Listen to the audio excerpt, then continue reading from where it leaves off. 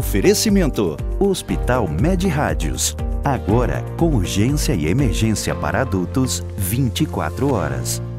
Olá, você que está aí conosco aqui no Conectando. Olha, é muito bom saber que você está aí do outro lado. Quero saber a sua opinião, sua sugestão de pauta. Você pode falar conosco através das redes sociais, tá? E aí você vai nos encontrar e nos falar, porque interessa pra gente trazer aqui assuntos que você queira assistir. Isso é muito importante, tá? Agradeço aí a sua audiência, a sua preferência. Agradeço também a Med Rádios, lembrando que o Hospital Med Rádios está agora com urgência e emergência para adultos 24 horas. Estamos juntos com o Petit Sucre, que é onde nós estamos gravando o programa, e a Agência Paradise. Você quer fazer um site, quer uma página de captura, você está aí lançando seu produto digital e está precisando de uma página de captura? agenciaparadise.com.br. Eles fazem bem feitos e rápidos, né? Diferencial competitivo deles é esse, eles são rápidos e aí agem e atendem, na verdade, a nossa necessidade, né? Porque o que acontece? Quando a gente manda fazer alguma coisa, a gente já fica meio ansioso querendo ver, né? E eles são rápidos em nos atender, tá? Hoje eu vou falar de um assunto super interessante aqui. Você tem criança, você tem adolescente em casa, presta bem atenção nisso. Muitas dúvidas surgem e eu estou trazendo aqui hoje a doutora Vanessa dos Anjos Borer. Ela é cardiopediatra, viu, gente? Cuida do coração das crianças e dos adolescentes. E nós vamos falar hoje a respeito disso, coraçãozinho deles, né? Sopro e sinais de doenças cardíacas na infância. Vai ser o nosso assunto hoje. Doutora, seja bem-vinda. Muito obrigada pelo convite, Edjane. Olá, pessoal. Eu estou muito contente de falar desse assunto, que é um assunto que as pessoas me perguntam muito. Doutora, meu filho tem sopro, o que é o sopro? Isso é grave? Então, acho legal difundir um pouco sobre esse conhecimento. E é importante porque eu imagino que quando a criança, eu sei porque eu sou mãe, quando a gente tem o bebê, tudo é incerteza na vida da mãe, não é? É verdade. E é uma situação muito comum. O bebê nasce, o pediatra vai examinar e escuta um sopro.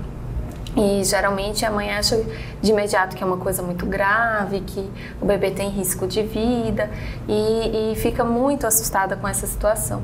Quando na verdade nem todo sopro causa algo de mal, ou nem todo sopro é doença. Isso é algo que a gente precisa esclarecer. Eu gostaria de saber o seguinte, o que é um sopro mesmo, né? Porque você acabou de falar assim, e aí o cardiopediatra está ouvindo e escuta um sopro.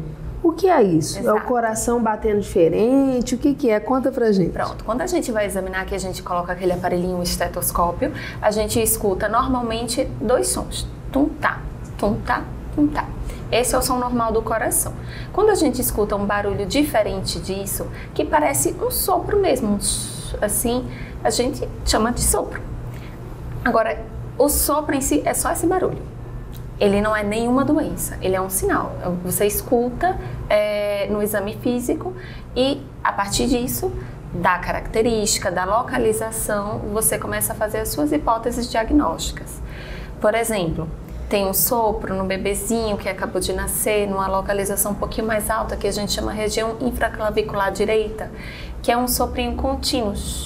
Ele é sugestivo de persistência do canal arterial.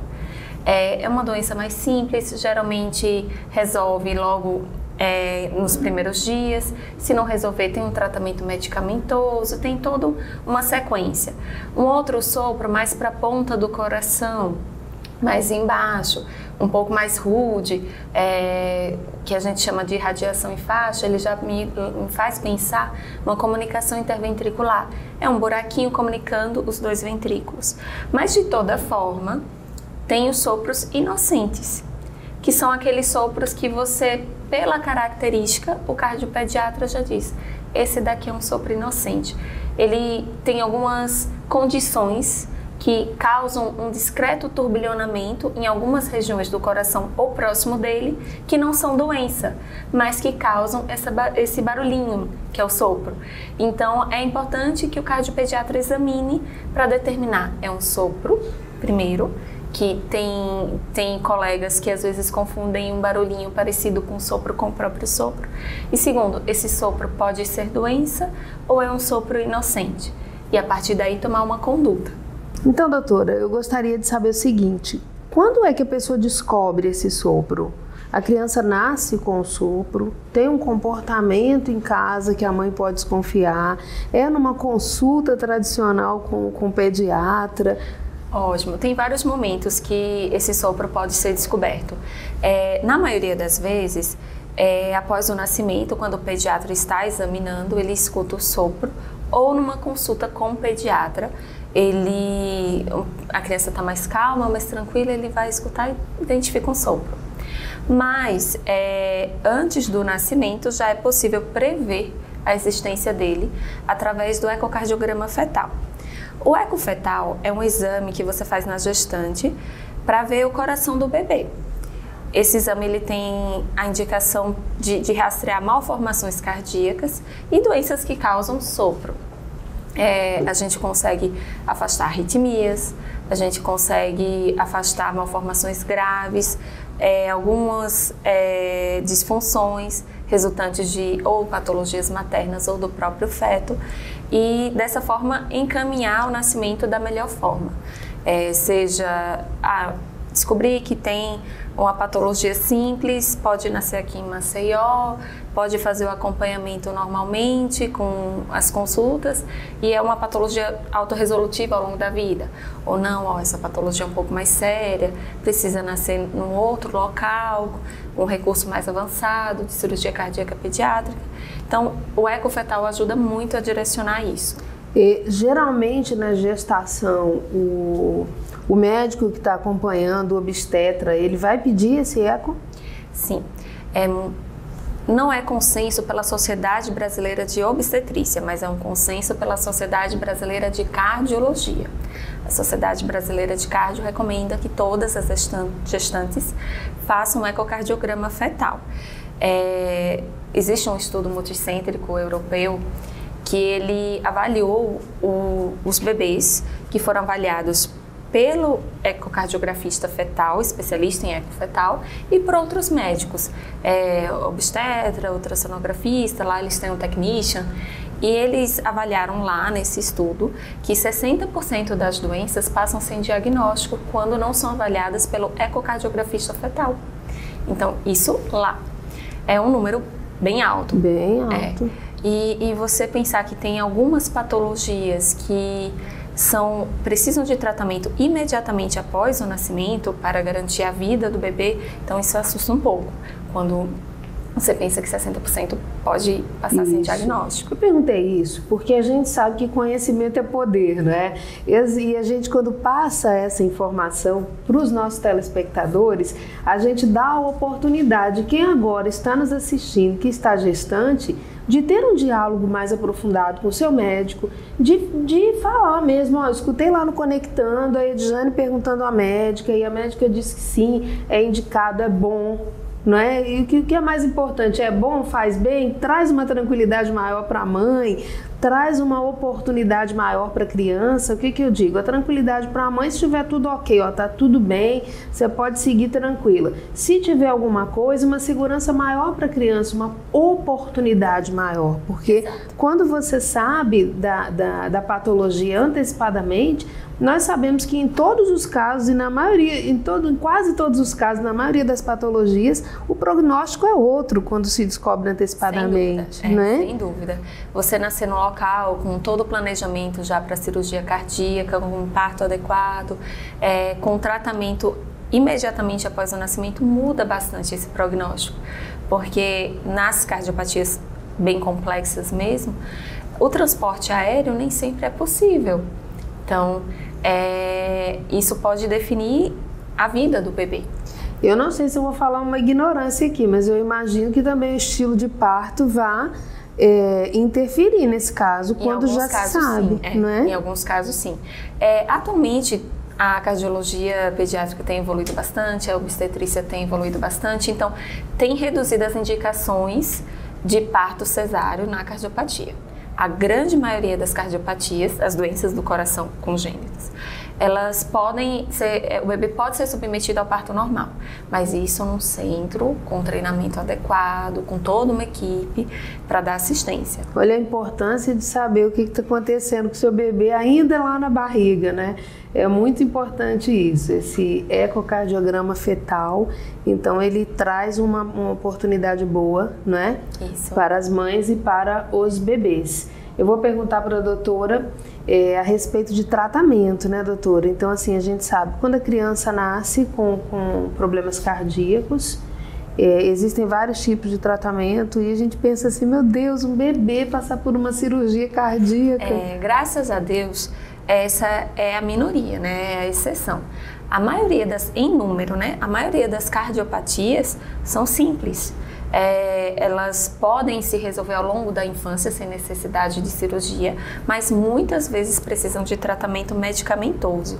Precisa do acompanhamento com cardiologista pediátrico, exames de rotina, ajustes na rotina da criança e principalmente de atividade, dieta. São ajustes finos que tem que ser feito não só pelo cardiopediatra, mas por uma equipe multidisciplinar. A cirurgia ela é necessária nas cardiopatias críticas, ou seja, aquelas que comprometem a vida se você não operar imediatamente após o nascimento.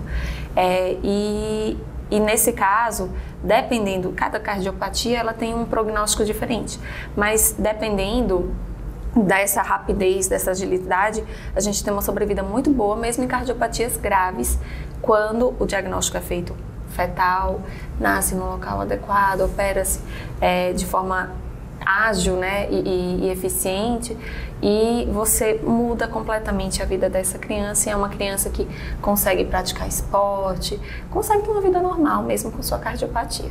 Exatamente isso que eu ia perguntar, como é o dia a dia, né? Como é a rotina dessa criança que tem uma cardiopatia? Depende da cardiopatia? Depende da cardiopatia. O objetivo é sempre garantir uma vida normal.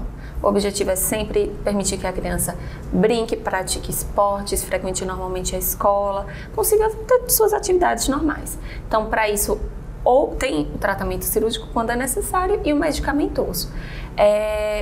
Hoje em dia, raramente você isola uma criança. Você não pode fazer isso, não pode fazer aquilo. E quando você faz por um período curto de tempo, até, por exemplo, uma cirurgia, entendeu? Mas o objetivo é sempre garantir uma vida normal. Isso é fundamental até para o psicológico da criança, né? Que é para ela não crescer com aquela limitação de eu tenho problema de coração, eu sou diferente, eu não posso fazer nada. Não, a gente tenta, na medida do possível, que ela tenha essa vida normal. E a maioria das cardiopatias permite quando tem um tratamento adequado. Joia, vamos para o intervalinho comercial, é rápido, e daqui a pouco eu volto com essa conversa super interessante aqui com a doutora Vanessa, cardiopediatra, que está nos falando a respeito de sopro e cardiopatias na infância.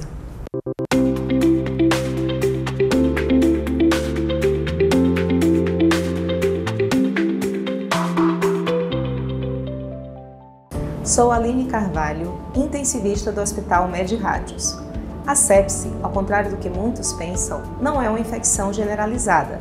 Ela ocorre em um órgão específico, mas leva danos a vários outros, com alto risco de morte. Por isso, em caso de infecções que não melhoram em poucos dias, o ideal é procurar um serviço médico especializado de urgência. Hospital Med Rádios. Agora com urgência e emergência para adultos, 24 horas. Responsável técnico Dr. Ives Bori Costa, CRM-AL 5641.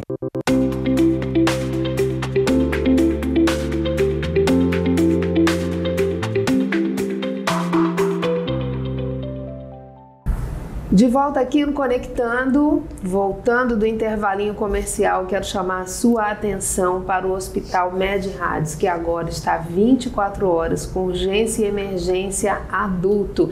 É isso mesmo, você pode visitar o Instagram da Med Rádios, as redes sociais, conhecer os convênios, conhecer as especialidades que eles oferecem, são muitas, tá? E aí aquela tranquilidade para o paciente que já é da Med Rádios e para o outro paciente que vai querer desfrutar de toda a excelência que eles oferecem lá no Hospital Med Rádios. 24 horas, urgência e emergência para adulto. Aproveite, tá? Estamos juntos também aqui com o Petit Sucre e eu preciso lembrar que o Dia dos Namorados está chegando. É bom que você faça a sua reserva, pega o número deles aqui na tela e faz a reserva para o jantar dos namorados. Você já faz sua reserva, tem gente que precisa de um Vale Night, né, para poder aproveitar esse jantar, mas eu vou te falar, eles vão fazer 2 noites em comemoração ao Dia dos Namorados. E vai ser um momento muito interessante. Eu tenho certeza que você vai surpreender a pessoa que você ama, tá? Então faça já a sua reserva. Estamos juntos com a Agência Paradise. Para você que precisa fazer um site, uma página de captura, um gerenciamento de redes sociais com qualidade, agenciaparadise.com.br. E o assunto de hoje aqui é cardiopatias, né? Sopros e cardiopatias na infância. Para você mãe, para você pai, para você tio, porque quando nasce um bebê em casa, todo mundo se alegra, a rotina muda e todo mundo se preocupa com a saúde dele, né? Então, a doutora Vanessa está aqui comigo e já nos falou o quão é importante você saber antes, não é? Esse diagnóstico antes, você pode fazer um ecocardiograma fetal, que revela, né, faz esse diagnóstico aí de como está o coração do seu bebê e aí a oportunidade de partir para um tratamento mais especializado. Mas eu gostaria de falar agora as mães que já têm o bebê, já têm a criança em casa, quais os sinais que as mães precisam observar nas crianças que pode indicar uma cardiopatia. Certo. Bom, no bebezinho, você tem que prestar atenção se ele pausa muito as mamadas, com falta de ar. Como é que eu vou observar a falta de ar no bebê? Os pais confundem muito aquela respiração superficial rapidinha que o bebê tem com uma falta de ar. Aquela rapidinha, bem superficial, ela é normal, o bebê ele faz esses períodozinhos, mas eu vou observar se o bebê ele puxa entre as costelas, abaixo das costelas, essa região que a gente chama de fúrcula, se ele puxa quando ele respira, se ele cansa, suor na cabecinha.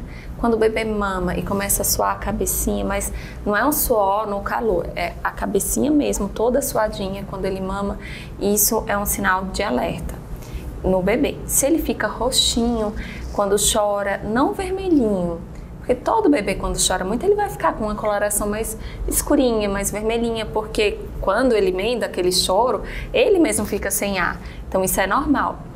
Mas se ele realmente fica roxinho, muda a cor, isso é um sinal de alerta, tem que levar no cardiopediatra. E na criança maior, quais são os sinais de cardiopatia? Primeiro, pneumonia de repetição. É aquela criança que não vai ter uma gripe, desenvolve uma pneumonia, vai no pronto-socorro, raio-x mostra ele tem uma pneumonia, trata. Daqui a pouco gripa de novo, outra pneumonia, trata. Gripa de novo, outra pneumonia, trata. Nesse caso a gente tem que descartar tanto problemas cardíacos quanto asma, problemas de alergia mesmo, mas sempre pensar em problemas cardíacos. A criança que não consegue correr igual os amiguinhos porque ela cansa antes, criança que tem dificuldade de ganho de peso, que não aceita bem a comidinha, você observa a barriguinha um pouquinho maior, tenta pegar nesse ladinho daqui dela, que é o lado que a gente chama do fígado mesmo, que está aumentado na cardiopatia, você pega, ela sente uma dor. Então, tem alguns sinais, mas principalmente a criança que não acompanha igual aos outros, seja correndo, seja no peso, na altura, isso tem que ficar atento, se não pode ser um probleminha de coração. E olha só, é importante você ficar atento, porque o que eu digo sempre, né? Quando a gente vai ao médico, até nós adultos, o médico ele não tem uma bola de cristal, gente. Ele vai seguir ali os parâmetros que ele tem de avaliação de acordo com o que você fala para ele, né? Exato. Então é muito importante, bloquinho, anotar tudo. É muito importante, você vai facilitar a sua vida e a vida do médico. Ah, mas tem gente que já falou para mim assim, Diana, eu não faço isso não, porque eu vou sugestionar o médico. Não, você não vai sugestionar o médico não, você vai falar da sua realidade para o médico, para ele poder encaixar nos parâmetros que existem, né? Sim. Para tomar as decisões. Com certeza, porque é muito importante, por exemplo, eu estou conversando com o paciente, como está seu bebê? Tá bem. Tá bem. Nota nada de diferente, às vezes é um colega que já escutou um sopro, encaminhou para mim, né? Não noto nada não. O bebê começa a chorar, eu fiz, vamos ver ele mamando? Aí eu coloco para mamar, observo que a criança na mamada já tem aquele suorzinho, que já chama atenção, que a criança para, cansada. Aí eu pergunto, a senhora nota que ele está suando um pouquinho mais? Ah, mas isso não é normal? Às vezes não. Então, se a mãe já chega falando, olha, doutora, notei que está pausando a mamada demais, cansa demais na mamada, isso já direciona o pediatra, por exemplo, para pensar numa cardiopatia, já direciona o raciocínio, isso ajuda bastante. Isso não sugestiona, até porque se muitas vezes aquilo que o paciente chega relatando como problema, rapidamente a gente descobre que, não, isso é tranquilo, isso se resolve fácil, enquanto outras coisas que o paciente nem tinha percebido, você detecta que é um problema mais sério. Então, falar tudo que sente, tudo que observa, mesmo que ache, acho que isso não vai ter nada a ver, mas fala. Conversa, mostra, noto isso de diferente. É muito importante pra gente. Quanto mais informação você fornece pro médico, mais você vai facilitar. A mesma coisa o exame. Às vezes pede, leva o exame anterior, não é? E aí eu vou falar, eu há muito tempo, né, lá atrás, eu achava assim, não vou levar o exame anterior, porque ele vai achar o que tá ali naquele exame, mas na verdade é um comparativo que ele precisa fazer, exato, não é? Por exemplo, uma criança, ela tem uma comunicação interatrial, que é um orifício comunicando os dois átrios. É um probleminha de coração que às vezes precisa de cirurgia, às vezes resolve sozinho. Então, um colega fez um eco, você está vindo fazer um ecocardiograma comigo. Eu gosto de ver o anterior, saber quanto era. Como ele pode resolver sozinho, para te dar essa informação. Está diminuindo, está melhorando. Não, continua do mesmo jeito. Então, isso muda até a nossa análise, entendeu? Não é que a gente vai colar do exame anterior. É porque esse comparativo, as doenças evoluem ou regridem.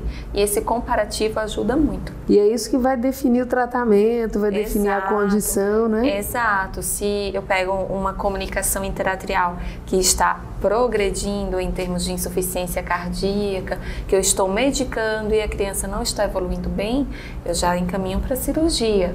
Mas se com o tratamento clínico ela está reduzindo de tamanho, eu vou conseguindo diminuir medicações, eu já vou tranquilizando a mãe que provavelmente esse caso não vai operar. Então isso muda muito. Quais são as cardiopatias? Olha, existem grupos de cardiopatias que eu vou te falar um pouquinho, porque são muitas.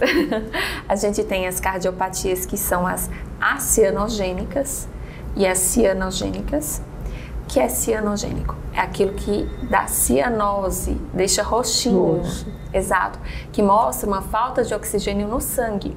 Então a gente tem esses dois grupos. Nas acianogênicas, ou seja, as que não deixam roxinho, a gente tem as cardiopatias que têm muito fluxo no pulmão, as cardiopatias que têm obstrução da via de saída do coração, ou seja, o sangue na hora de sair ele encontra uma obstrução.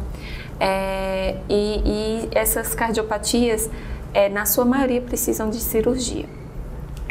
Nas cianogênicas, a gente tem as cardiopatias com obstrução ao fluxo para o pulmão, ou seja, na hora que o coração vai bombear o fluxo para o pulmão, tem em algum nível alguma obstrução.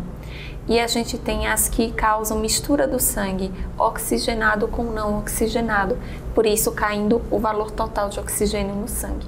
Essas geralmente são mais complexas.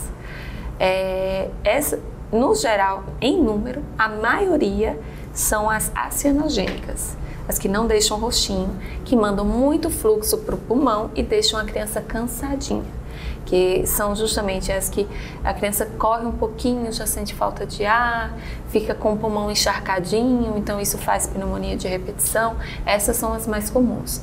De nome, a gente tem a comunicação interventricular como a doença mais comum, como a cardiopatia congênita mais comum. Ela é um orifício na parte mais baixa do coração, que são os ventrículos. Ela comunica o ventrículo direito com o ventrículo esquerdo. Como o lado esquerdo manda sangue para todo o corpo, ele manda com muita pressão. Ele é aquela bomba forte. Se tem um buraquinho de escape, esse escape vai com essa pressão para o lado direito, do direito para o pulmão. Então, por isso que ela manda muito sangue para o pulmão. Na sequência, a gente tem a persistência do canal arterial e a comunicação interatrial. Tem uma outra doença que nessa sequência aí de ordem do mais comum é a válvula aórtica bicúspide.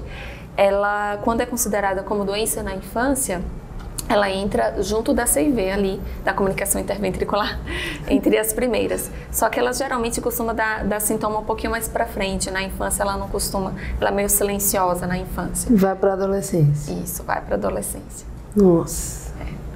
Nossa, a gente diz, nossa, né? É muita coisa. É muita coisa. É muita Inclusive, coisa. é um dado que as pessoas não sabem, de todas as malformações congênitas, ou seja, de todos os probleminhas de malformação que um feto pode ter em todos os órgãos, a malformação congênita mais comum é a cardíaca. Ela responde a 1% dos nascidos vivos. Veja a importância de realizar esse ecocardiograma fetal. Exato. Muito importante, então não esquece, pergunta aí para o seu médico, né? Pergunta para o médico que está acompanhando a sua gravidez, doutor, posso fazer um ecocardiograma fetal? Pode fazer a partir de que mês de gestação, doutora? Olha, nas gestações de baixo risco, aquelas de rotina, a gente recomenda entre 26 e 28 semanas, porque é onde você tem a melhor visualização. Tem algumas indicações de fazer em torno de 20 semanas. Gestante com diabetes insulino-dependente, diabetes mellitus antes, alguma suspeita de malformação cromossômica, assim, mãe que fez uso de alguma substância, tem algumas indicações específicas para fazer antes, com 20 semanas. Nesse caso, a gente faz, mesmo que esteja normal com 20 semanas, repete com 28. Agora, depois de 28 semanas, pode fazer? Pode. Dá para fazer até o final da gestação. O que acontece é que o coração, ele está envolto da nossa caixa torácica, né? A gente tem costelas, externo, tudo em torno do coração. O ossinho do bebê, do feto, ele é cartilaginoso no comecinho da gestação e vai chegando perto do final, ele vai ficando mais calcificado. No final, ele é bem mais calcificado. E o ecocardiograma, ele é um método de ultrassom. O cálcio, ele reflete o feixe de ultrassom. Então, eu tenho dificuldade de passar pelas costelas e enxergar o coração que está ali por trás. E deixa que já está enxergando através do abdômen da mãe, né? Então, eu tenho que enxergar entre as duas costelas, entre o espaço intercostal. Então, assim, dificulta, né, um pouco mais. Dá para fazer? Dá. Só que você diminui a acurácia. Existe chance de passar pequenas lesões nesse caso, porque você diminui a visualização. Então, período ideal, 26, 28 semanas, podendo fazer até o final da gestação. Gente, o coração do bebê que bate numa velocidade, né, doutora? Ele bate mais rápido, É incrível quando a gente vai fazer um exame assim, que escuta aquele barulho. Meu Deus, se fosse o nosso, a gente ia estar passando mal. Mas a natureza é muito sábia, né? É necessário que ele bata assim rapidinho, que bata forte, para que funcione tudo bem. E isso é bom demais, né? Doutora, tá na hora da gente terminar esse bate-papo. Muito obrigada, adorei a oportunidade, viu, de falar sobre esse tema que eu sou apaixonada. Mas tem que deixar os contatos, né, gente? Tem gente aí que vai querer fazer esse eco fetal, que vai querer saber, na verdade, para ficar, como eu falei lá no início, ou para ficar tranquilo, ou para já ficar de sobreaviso e preparado para cuidar o mais rápido possível. Quem quer consultar, fazer uma análise, fazer o eco com a doutora Vanessa, como é que faz? O ecocardiograma pediátrico e fetal eu faço na MedRádios. Eu faço somente o eco fetal na clínica Feto e a consulta de cardiologia pediátrica eu faço na clínica Semente e Pediatria. Olha só, que legal, né, gente? Então você já sabe da necessidade, não dá bobeira. Muito obrigada, doutora. Obrigada a você. Sinta-se convidada, né, gente, para vir outras vezes. Eu agradeço a você que está aí do outro lado. Muito obrigada por essa audiência. Amanhã estaremos de volta. Beijo grande.